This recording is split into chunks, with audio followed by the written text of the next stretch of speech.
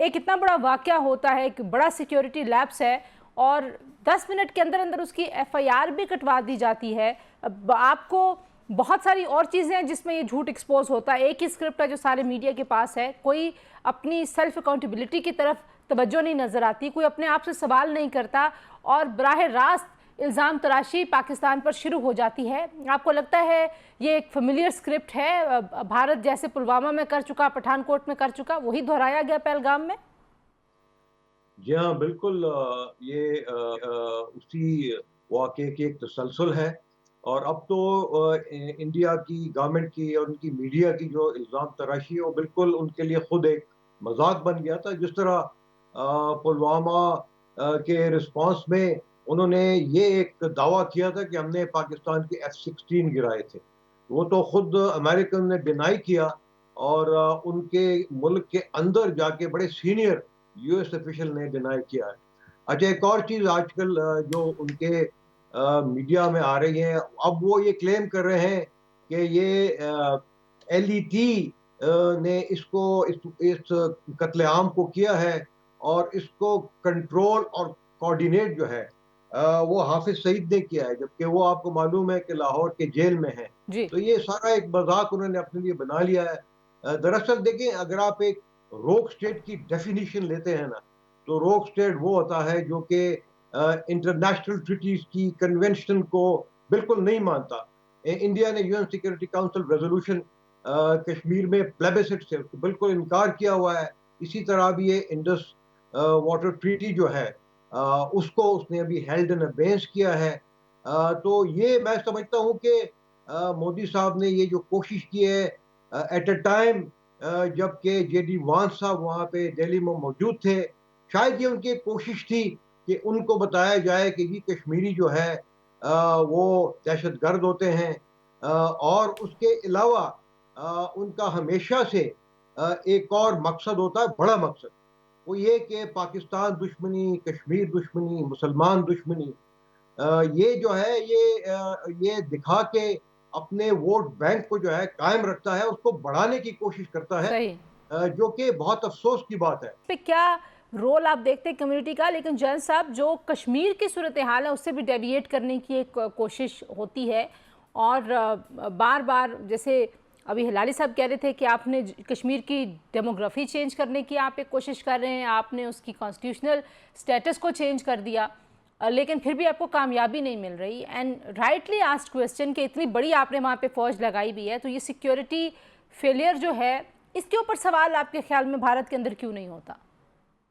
देखें, सारी दुनिया को पता है कि जो मकबूजा कश्मीर है वो दुनिया का सबसे बड़ा जेल खाना है।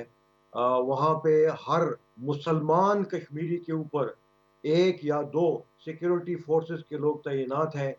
इंडिया का जो टोटल डिफेंस बजट है वो $75 बिलियन है, जिसका 3/4 हिस्सा वो कश्मीर के कब्जे को कायम रखने के लिए करता है, जो कि टोटली अनटेनेबल है।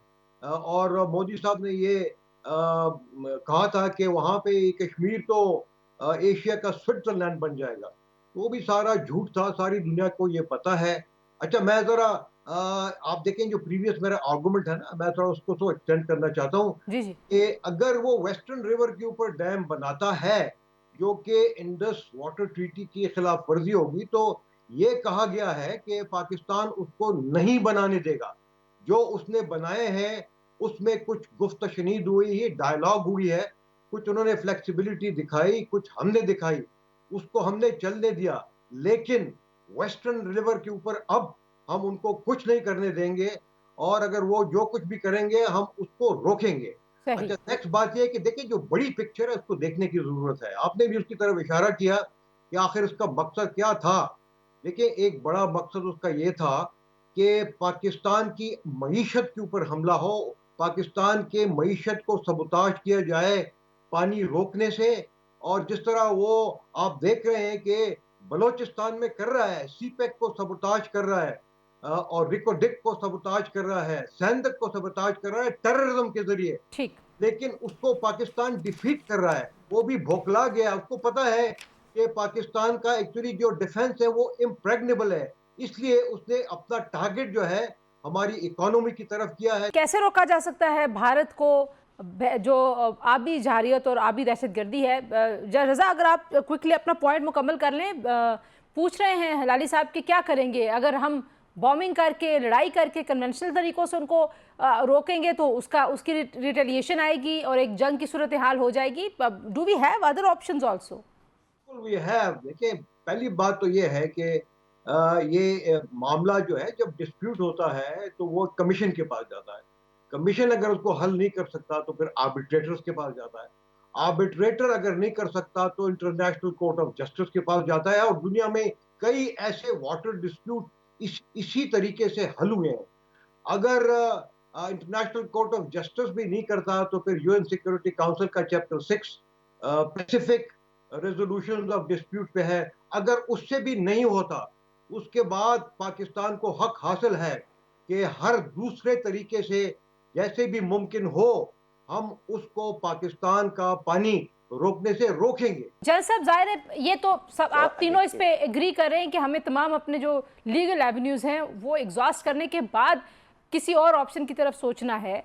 लेकिन क्या वाकई जंग सूट करती है इस वक्त भारत को, जिस तरह के हालात हैं इस खिते के, या ये वो जो एक रवायती तरीक़ेकार है अपने पॉलिटिकल मकासद इस्तेमाल करने हैं? पुलवामा के मामले पे भी साबित हुआ, इंडिया के अंदर साबित हुआ कि मोदी सरकार ने अपने सियासी मकासद के लिए पूरा फॉल्स फ्लैग ऑपरेशन किया था।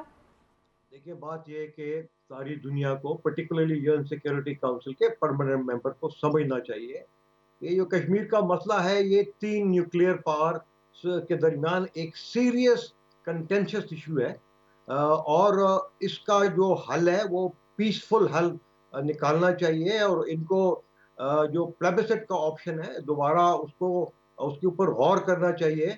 और साथ साथ ये बताता चलूं कि दुनिया को मालूम है कि अगर इससे किसी किस्म की लेट्स से लोअर लेवल के ऊपर, कोई टैक्टिकल लेवल के ऊपर इंसिडेंट शुरू होते हैं तो वो एस्केलेट होके ऑपरेशनल लेवल पे जाते हैं, उसके बाद फिर वो स्ट्रेटेजिक लेवल पे जाते हैं। मैं पहले स्टार्ट जो है ना कन्वेंशनल से होता है, और जब कन्वेंशनल की हम बात करते हैं तो वो जरूरी नहीं है कि सिर्फ जो है ना बॉर्डर के ऊपर छोटे मोटे हमले हो, उसमें जो है ना और बहुत सारे तरीके हैं। आजकल तो देखें तो स्टैंड ऑफ वेपन्स का जमाना है, आजकल तो ड्रोन्स का जमाना है, एयरक्राफ्ट का जमाना है, और ऑब्वियसली जो लास्ट रिजॉर्ट है ऑफ यूजिंग दोस वेपन्स जो कि डिटरेंस के लिए है, तो ऑब्वियसली वो if it comes to that then I think Pakistan will not hesitate.